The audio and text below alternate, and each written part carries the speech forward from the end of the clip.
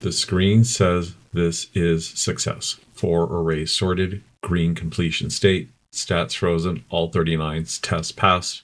Now let's take a closer look. A row is aligned. A label is in the wrong panel.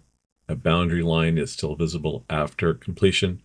A phase label says the algorithm is still extracting after the sort is done. Every test passed.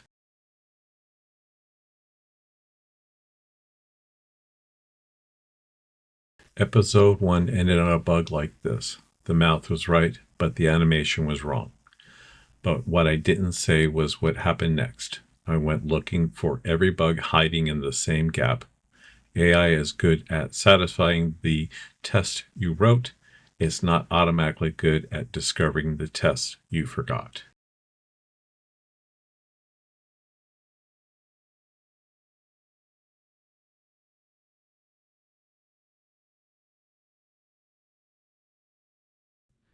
A unit test can tell you the array is sorted. It can tell you no values were lost. It can tell you duplicate values are preserved.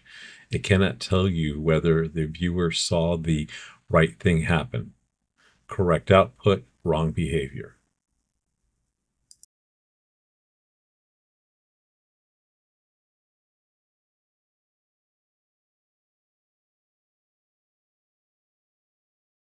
So I stopped asking only whether the algorithm was correct. I started asking whether the behavior was believable. Could every element be tracked? Did the duplicate value stay visually distinct? Did the label stay inside the right label? Did the visual state match the algorithm state?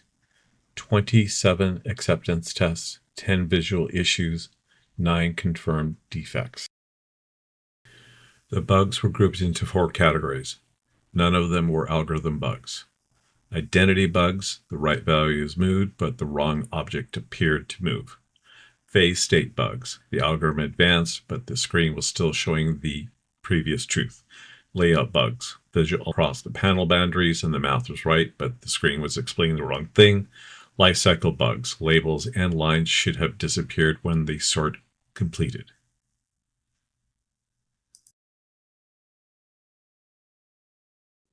By the end of the campaign, the definition of done had changed. A phase was no longer completed when the function returned the right output. It was complete when the viewer could follow the state change without being misled. The acceptance test caught the bugs the unit tests missed, but this whole approach only worked because the project was structured to make AI legible.